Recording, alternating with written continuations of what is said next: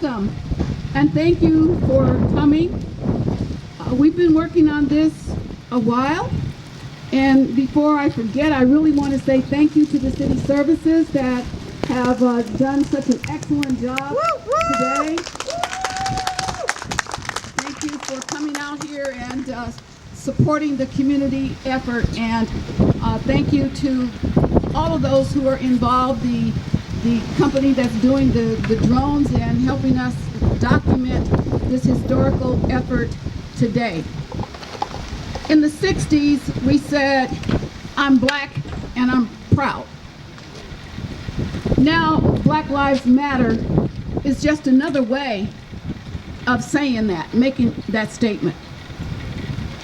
Here on the church steps a few months ago, after George Floyd's murder, over 500 people stood out here and on the steps and in this community to have an outcry against racism, discrimination, white supremacy.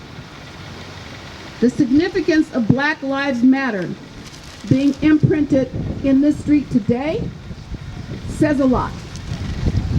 The fact that Arthur Reese and Irving Tabor made history on this street. Irving Tabor's cabinets that he built, or bungalows that he built, are on this street, down the street, and they have been certified as historic sites. Right where you're standing is what was really the second First Baptist Church of Venice, built in 1927. The very First Baptist Church of Venice was in a barn on 5th and San Juan. Across the street is actually the third of First Baptist Church, but it's all the same sentiment, all the same spirituality, all the same neighborhood, all the same family, all the same Christianity, all the same togetherness, all the same that we are here today to exclaim, Black Lives Matter.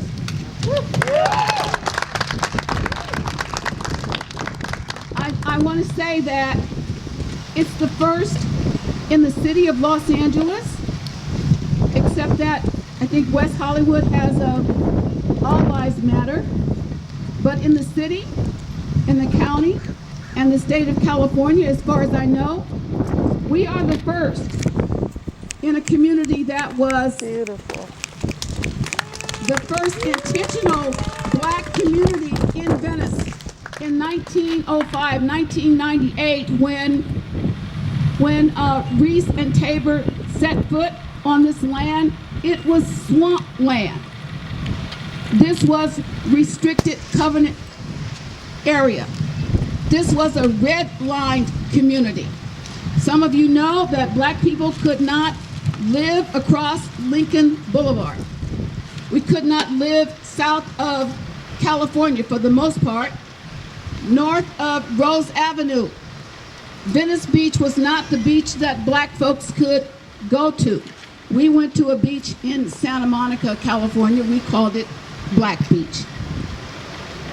Those things that were a part of our lives, a part of my life, a part of David's life, part of my older brother's life, Laddie and Daryl Good and other people that are around here, Lydia and the Featherstones and other people who lived that life but who built this community. I'm going to say that again. Who built this community, who built Venice. And I just want to say that we knew Venice as African Americans and as Mexican Americans and as indigenous people. We knew Venice as being Venice.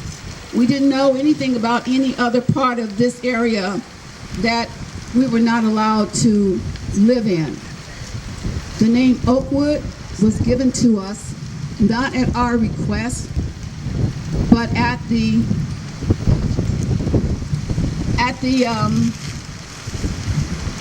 determination of the LAPD. But that name has grown on some people. It is used commonly, and it is accepted as this particular area here, Oakwood. we would not be standing here today talking about Black Lives Matter in our street, in this historical street, in front of this historical church, at the corner where Bishop E.L. Holmes Square historically is situated since 1970. And so this is just one more mark, one more opportunity to underscore the importance of the work, the history, the significance of the contributions of Black people who built this community. And I want to extend a thank you to Councilman Mike Bonin.